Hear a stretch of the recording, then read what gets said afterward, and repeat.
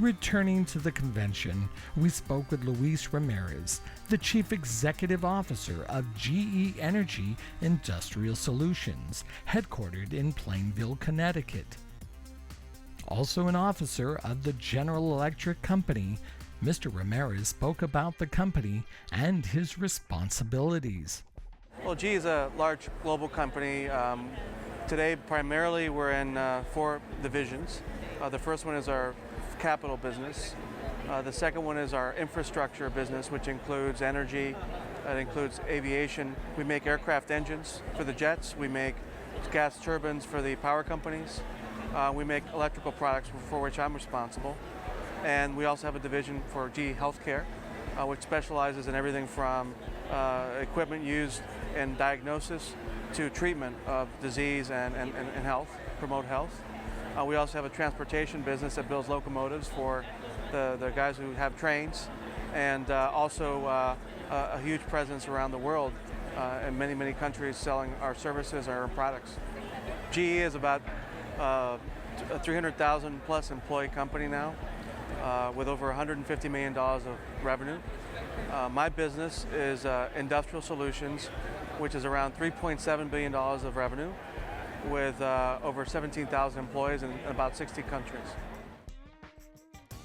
We went on to talk with Mr. Ramírez about his background and those who encouraged his desire to receive a college education. Well, actually, I'm a product of the Cuban diaspora. I was born and raised here in South Florida. Lived in a small town north of Miami, about 90 miles north of here, called Stuart, Florida. Grew up here really believing in the American dream and knowing that education was going to be very important to that. So went to university and worked for a few years in several different companies before joining the General Electric Company. But I've actually had great experiences in my life and immediately great people who've inspired me. I would say my parents were the main source of inspiration for me. Like many Hispanic families, I think they played dual roles, not only in nurturing us as children, but also in helping to find the right things that made us who we are today, and inculcating the values that we have, and also supporting me when I wanted to get my education. That was really important for me. I had to work through a university. I had 2 jobs. Had to pay for my own school.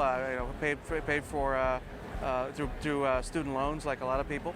But I'm very proud of that fact, because it really instilled in me not only a sense of work ethic, but also the fact that nothing's free. You really have to work for it, and you have to have friends, mentors. You have to have people who believe in you, even when you don't believe in yourself. And more importantly, I think you have to have an eye for timing. Some people call it luck. I think it's timing.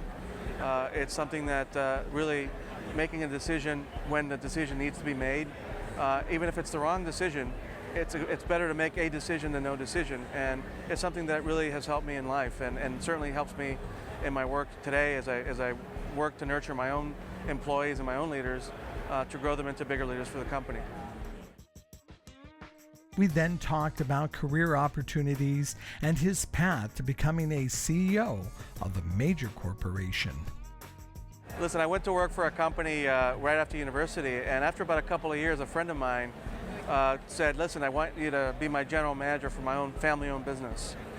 And I went to do that and learned a lot about what I didn't know, what I needed to do differently, and also learned that I didn't want to work in a family-owned business.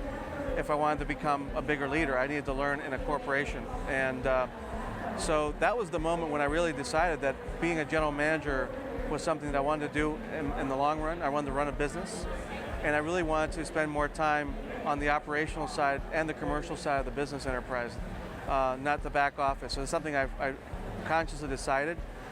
That friend, by the way, is still a friend of mine. In fact, he married a girl that I grew up with here in Florida, and we're really good friends today. And it was funny because he told me once it took him 20 years to find somebody else outside the family who he could trust.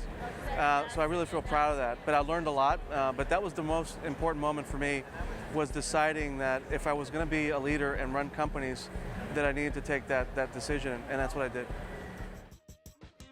Mr. Ramírez went on to talk about his experience at General Electric. Took over this division about 18 months ago. It was a part of the business that had not seen a lot of investment in the last 20 years.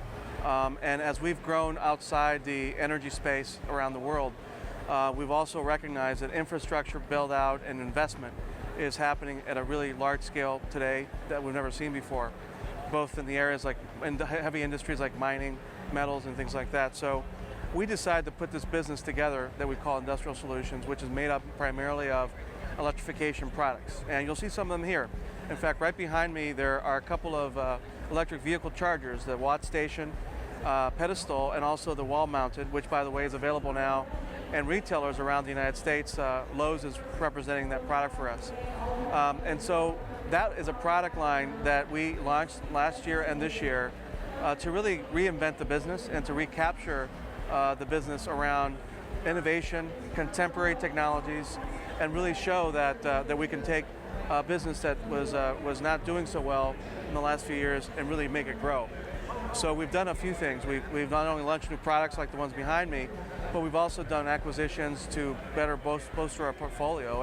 And today I can say that in the last 18 months, we've actually grown the business volume by $1 billion, which is a great accomplishment for the whole team and the whole division. So we're going forward. The growth plans for this business are really twofold. We're growing in a lot of the new emerging regions. We have a lot of business presence in Asia and Latin America. In Africa, we're building some presence as well. And we're also expanding our presence in the Middle East, where we've done pretty well in the last few years. The developed markets like the US and in Europe, we're continuing to grow there as well. So that's also good news. And our goal is to really double the size of the business in the next 5 years and create a really contemporary set of products, technology, lead by technology, and be very local in the markets that we serve. Have local presence in terms of manufacturing, design, employee development, and things like that. Mr. Ramírez spoke about why a major corporation like GE was participating with the convention. We're here at the U.S. Hispanic Chamber of Commerce Convention for two reasons. The first one is we really do believe in the mission to promote Hispanic business development here in the United States. We think that's good for the economy. We think that's good for our business. And we also think that doing that and developing more supply chain opportunities for minority-owned businesses is part of the American recovery that we see happening today. The second reason is that we think that the partnership enables us to really interface and network with other companies that are trying to do some of the same things we're doing. So we've had great conversations with companies with whom we do business, like AT&T, for example. They're one of my biggest customers in the data center space that we serve, and other companies that are here. So we are really excited to be there for that, and also to continue to help develop the mission. This is a great business mission, and we share in the goals of the mission. Our conversation turned to Mr. Ramírez talking about his future plans at GE. I think about where I am today. I live in the present. I celebrate the successes of the past, but only for a couple days, and then I got to move on. I think that my role is becoming more and more of a teacher. I'm spending a lot of time with leaders to develop them, and I'm also spending a lot of time developing a global business platform for the company and for me. So I think that I'm really excited to be in the business I'm in today, because it's really afforded me that opportunity to be more global with my teams. So I think it's just more the same, more growth, and hopefully if they like what I'm doing, they're going to keep me around longer, and I'll be able to continue to do what I like to do, which is to grow businesses. We finished our conversation by asking Mr. Ramírez if he would share what factors he attributes to his professional success. The most, I get asked the most, what are some words of advice that I can share with people? And what's worked for me and what I try to inculcate in my culture in the company is being authentic. Being an authentic leader, I think that takes you a lot of the way. We used to call that attitude, but attitude could be good and bad. But being authentic and always being that way with everyone you deal with, whether you're dealing with the guy who works in the factory, the guy who helps you in your house, the person that you want to interface with in a meeting like this one. It's really about being authentic, and that's what people remember about you as a leader. That's what they see when you walk into the room, and hopefully what they see when you walk out of the room. And believe me, first impressions do make a difference, and especially in the business world. And so for entrepreneurs, don't forget that, because there's a lot of people who are in this room today who started just like us, new to the country, new to the culture, didn't even have the language. And today they're running companies, they're growing their companies into Fortune 500 businesses, and there's a lot to be said for attitude and really being authentic.